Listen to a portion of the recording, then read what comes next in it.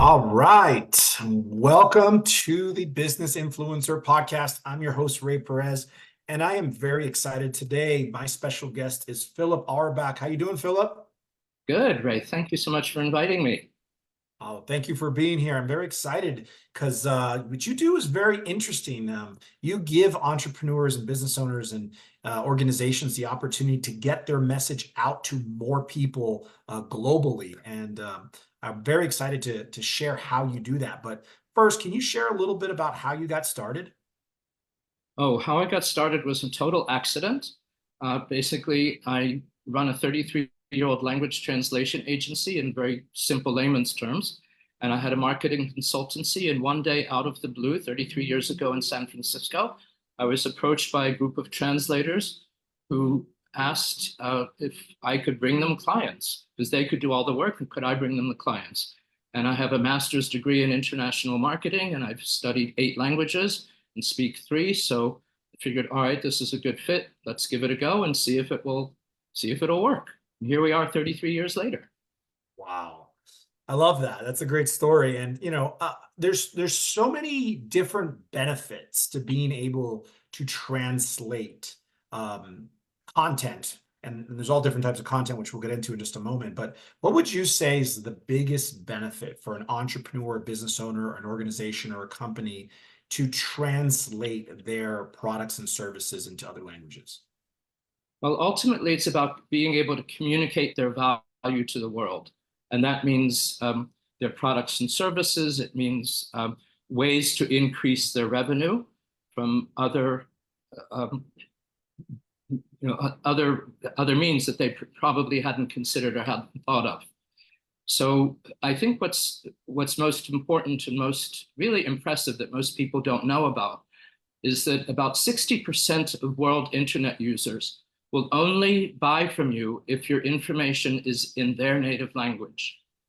And around only 20% of the world speaks English.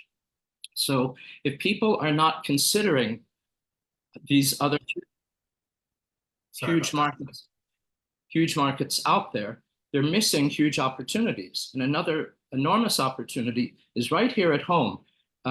There are around 42 million US Latinos who speak Spanish at home, making the US the second largest Spanish country in the world after Mexico.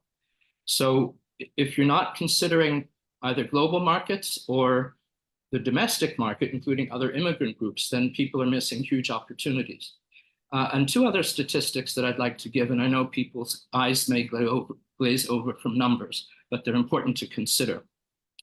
In January of this year, 2024, the US exports of products alone totaled $257 billion. And US exports of services were $86 billion.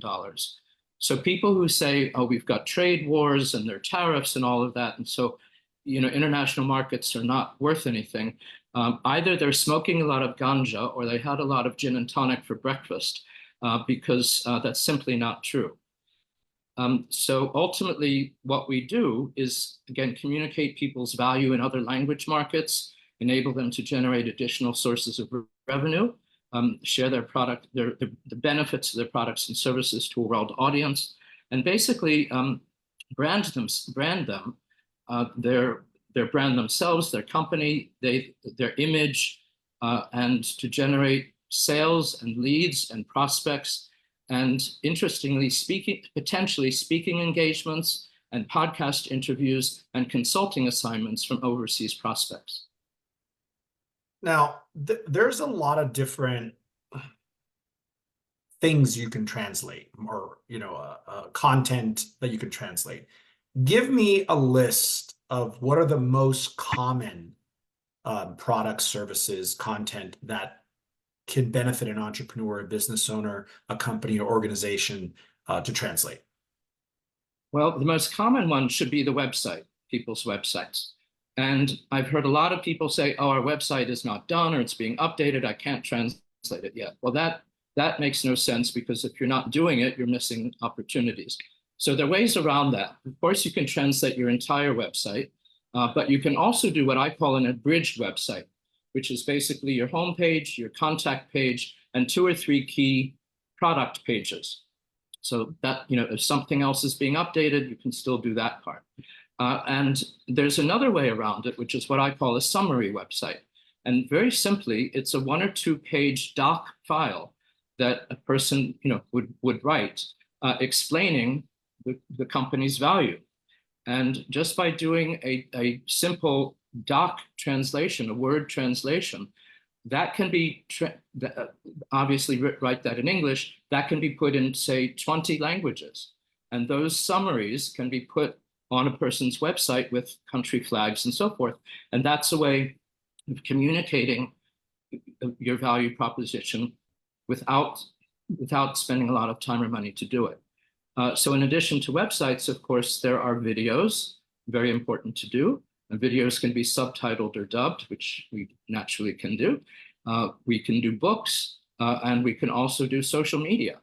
And that's something people don't think about, that social media can be done in other languages as well to, again, encourage an international audience. So basically, anything client-facing, and that could include potentially contracts or instruction manuals or plans or policies, anything that could cause misunderstanding if left only in a native language, only in English, for example.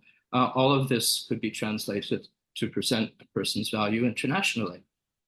I would assume email marketing as well, right? All your marketing emails could be translated as well. Yes, certainly. Brochures, email messages, potentially text messages, all of it can be done. Yeah. So let's talk about a little bit about videos, right? Because you said there's different ways that we can translate videos, that we can dub it or we can put subtitles. Can you elaborate a little bit on that? Yeah, many people have videos, but they don't necessarily have the script from which the video was made. That's called a transcript. So we would start with a video, let's say it originates in English. The first step would be to create a transcript in English of the spoken video if the client does not have one. And from the transcript, we can then translate into an infinite number. Let's just say the top 120 languages that we routinely do. Once it's translated, we can then either go to dubbing, which is replacing the voice of the speaker with the target language, or subtitling, which is, of course, putting the written words under the image as the English words are being spoken. Now, what would it be like if we were doing like this podcast? Like if I wanted to translate this podcast? Well, we're going to do that. We're going to do that for our Latin America viewers. After it's finished, we will create a transcript, and then we will do subtitles in Spanish and Portuguese. Wow. Now, what besides Spanish, right? Because I would say the number one, like you said earlier, besides English is Spanish in the world, but what other demographics have you experienced are really good to translate into those other languages? Well, obviously it depends on what a person's target market is, but the most common language that we do is Spanish, which is primarily for both, again, US Latinos as well as Latin Americans. And in the language world, and this is sort of a bit of a trade secret, but we call it FIGS put, which is French, Italian, German, Spanish, Portuguese, which means Brazilian Portuguese, and then CJK, which means Chinese, Japanese, and Korean. And those are the most common world languages. One could also add Arabic to that potentially. And again, it depends on who the target audience is. So for example, we do a lot of work, we're based in California. We do a lot of work for California government agencies, translating for the ethnic populations in California. So for them, we put a lot of messages into Vietnamese, Russian, Tagalog, which is the major language of the Philippines. And I think I said Vietnamese, I'm not sure. That's another one. And potentially Armenian and Korean, depending again on where in California it's going. So I heard you mention before that, if people are doing like a podcast or an interview in other languages, how can they do that if they don't speak the other language? How can they translate it? So most people don't know, well, including presidents and the press corps do not know normally that the word translation is for conveying anything written and interpreting is to convey anything spoken. Mm. So when a person is potentially doing a podcast or an interview or a speaking assignment into another country, we can provide interpreters. And it's very key that they must be professionally trained interpreters. Hopefully I will get to the qualifications that we use for professional linguists. But it does not mean your neighbor who comes from there, or Maria down the hall who came here when she was 10, or your cousin who used to live in that country and thinks that he or she speaks the language. Because in most cases, people are speaking with somewhat technical terminology about their respective field or industry. So it's important to have professional interpreters, and interpreting can be done consecutively or simultaneously. Simultaneously is what you see at the UN. I'm speaking and someone is simultaneously at the same time putting my words into other languages using headphones for the listeners. Consecutive is I speak, I'm quiet, the interpreter interprets. People ask questions, the interpreter interprets back to me, I answer, and so forth. So those are the two kinds of interpreting. But it can be done, interpreting can be done on site. So if a person is invited, let's say, to a session in Peru, we can provide a Spanish professional interpreter, Spanish-English interpreter at that venue in Peru. It can also be done by Zoom or by Teams, so it can be done remotely online. And there's another way that, which is not directly related, but another service that we offer called OPI, over the phone interpreting. So if you'd like to make a phone call instantly, 24/7, with a supplier, a potential client, a prospect, or even an ethnic employee who doesn't speak much English, we have a way we can give you a toll-free number, basically a toll-free number, no expense phone number, and a PIN. And then you ask for the code for that language, or you say the code for the language you want, and you're connected within seconds to a third-party confidential interpreter who can then render your words into that language by telephone. And, and I'm sorry, that only works through English, by the way. So for the benefit of our Latin American listeners, we can only do it to or from English. We cannot do it, for example, Spanish to Arabic, although we can do that with translations. We cannot do the OPI, the phone interpreting that way. With interpreting. Very cool. Well, I love that. And I mean, technology now has advanced so much. You know, AI is taking over. So how is that affecting the translation business? And, you know, people think, oh, I can just get an AI to do my translation. Is that something that's possible nowadays? Well, it's very possible. The issue is, do you want something done or do you want it done correctly? AI absolutely almost always makes mistakes. And even with common languages like Spanish, AI can still make mistakes. So the issue really becomes, again, do you want something done, just done, or do you want it done correctly? And if it's just done, if it does make mistakes, what does that communicate to potential clients about your own reliance on excellence, your own reliance on accuracy, your own caring about quality? Because again, if it's sort of second rate, what does that say about your image, your brand image? So AI does work, and our methods, and by the way, people think AI is something new. We've been doing it in the language business for at least 20 years. It's gone under different names. It's called, most people think of it as software translation.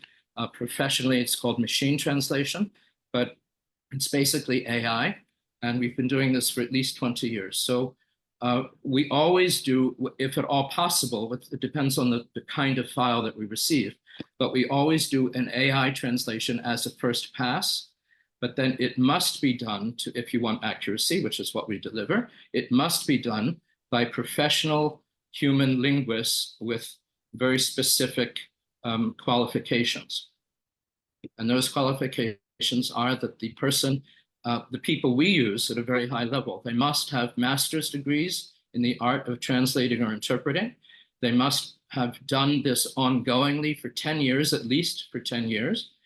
They must go into their native language only, which means that that's the way they know nuances and expressions. And they do cultural adaptation, which is extremely important. And then finally, they also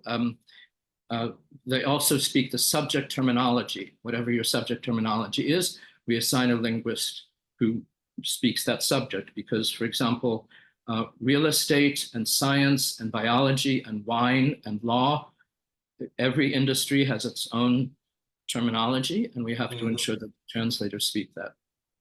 And if I could, sorry. Go ahead. What would be some examples of like words that are not like AI is going to confuse or interpret incorrectly?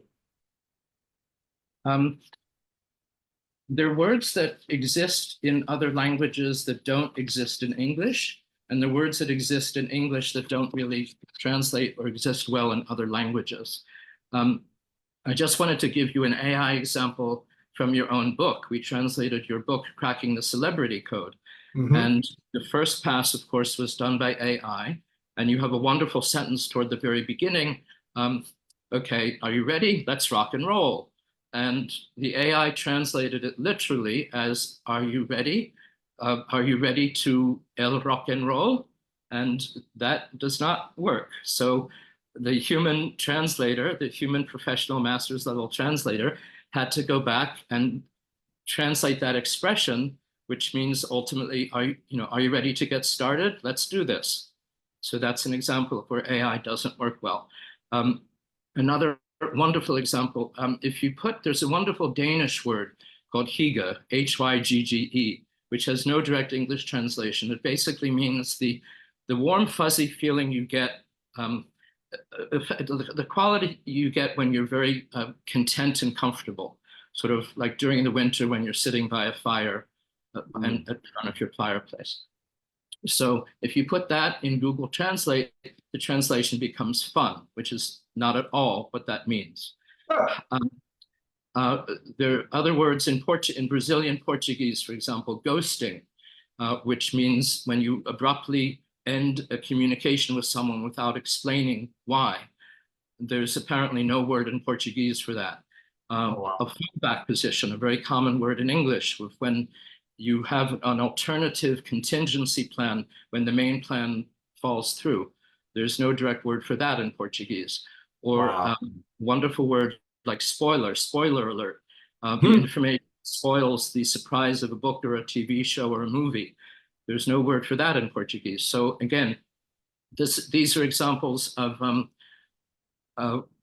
why AI alone doesn't work. And let me ask you an example. If I tell you, Ray, see those people over there? Let's go chat up the bird. What does that mean to you? Let's go have a conversation with them.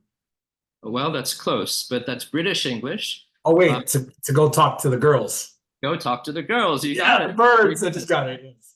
But yeah, if you're not aware of that, if you've never been around English culture, you would have no clue what that means. And if you put that in Google Translate, it will come out literally, let's go discuss with the bird, which is not exactly what it means. I love that. That's so good. So, well, then, I mean, is it worth using AI for translation and or what can you use it and what's the different options that people have?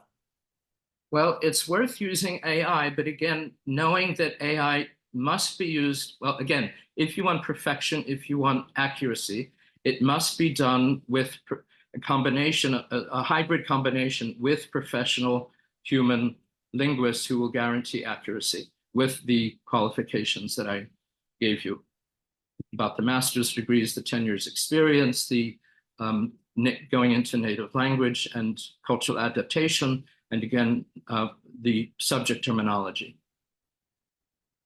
So what would, in your opinion, because we talked about, translating websites, translating books, translating blogs, translating social media, email marketing campaigns, for a company that, let's say, is an English English, predominantly English company, but they want to expand into the Hispanic, Spanish speaking market. In order of importance or value, what would you say? Hey, let's start with the website. Let's go to the book. Let's like, how would you do that? What would you recommend? Yes, I would always start with the website, and uh, people then can have an immediate fear, like, well, what if someone contacts me in Spanish and I don't speak Spanish? Or what if someone calls me because I've got a phone number on my website? What if someone calls me and I don't speak Spanish or Greek or Mongolian or whatever language you choose? And again, what people can do immediately is to send us the written message that people send, that the prospects have sent. We will translate that immediately from that language into English, translate your response from English into that language, and you can respond that way. And again, if it's a phone call, we can connect people with OPI, over the phone interpreting, so they can converse in that way. But certainly the website, I think, is the best, the simplest, again, the simplest way to do it, or it's the way that is most client facing, what most every company has that would communicate with clients. And again, to remember that there are three ways to do it: the full website, the abridged website of the homepage, contact page, and 2 or 3 key product pages, and a summary, which is you're writing a Word file about your company, and we can then translate that into 20 or 30 languages.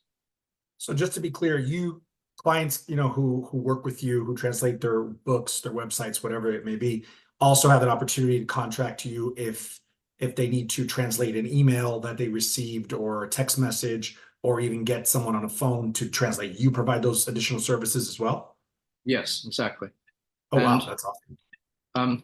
Again, certainly social media is worth doing. Books and videos are worth doing. It depends on, what content a company has and what kind of exposure a company wants. And a logistical question, when it comes to the website, what, like the technology where they click on the little, flag and it changes to Spanish and then it changes the website, is that technology built in their website? Do you provide that? How do you support with that besides just the translation? It's a very good question. Most websites now are built with that localization in mind, but not all. We've had cases where companies have websites that cannot be put into other languages. But I think that's pretty passé. That was the case perhaps about 7 years ago. But recently, I think most websites the websites are built with the capability to be put into other languages now, because they're built with modules, like little building blocks. And you take this and you take that and put them together, and they're configured for internationalization. Got it. I love that. And what would you say, in your opinion, in your experience, and your knowledge over the years, for an entrepreneur or a business owner who's considering doing translation or was looking for it, like what should they look for? What should they be aware of? Like, what are best practices when you're looking for this service? Best practices is really to explore how a company does it. Again, I would not. A lot of people, again, think that AI alone can do it, or that amateurs can do it. And again, yes, they can do it. The issue is whether you want it done, or do you want it done correctly? Right. So, the first issue is to ask the questions about the process that I've stated about, what is your process to do it professionally, and how do you guarantee accuracy? Got it. And how about turnaround time? Like on average, how long does this take? We can do approximately 3,000 words a day. Again, it depends on the target language. It depends on the complexity. Depends on, are we doing scientific formulas with a lot of very deep explanation, or are we doing not so much a novel, but just straightforward business communication. So on average, a person can estimate 3,000 words a day. But when we give a quote, we will always give the price of the project with everything included, as well as the turnaround time. This will Awesome. take 3 to 5 days, or this will take 1 or 2 weeks, whatever. So somebody who's listening to this podcast wants to find out or get a quote on translating their website, their book, their blog, their marketing, their social media. What's the best way for them to do that? The best way is really to go to the philip360.com.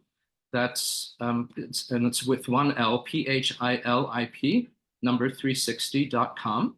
And that will bring you to our website, our newsletters, our podcasts, and all the other information that we have. And from our website, there will be a way to, you'll see at the top of our website, a way to get a quote. So in essence, for a quote, we will need to get your file or to know exactly, what it is you want. And of course, the languages. We used to get questions like, how long would it take to translate? How long would it take to translate, our contract? Well, splendid. Into which language, please? Which languages, please? So, it's a minor, a minor question, detail at the minor detail that we do have to ask. And but again, our own get quote page will ask that basic question, like what languages do you want, and please upload your file. Awesome. So before we wrap up, Philip, is there anything else you want to add before we close? Yes, a few quick points. First of all, on our website, on our corporate homepage, the Auerbach-intl.com homepage, there are 2 free gifts that people can obtain. One of them will say free guide, one of them will say free gift. Please download those. Those are obviously for you.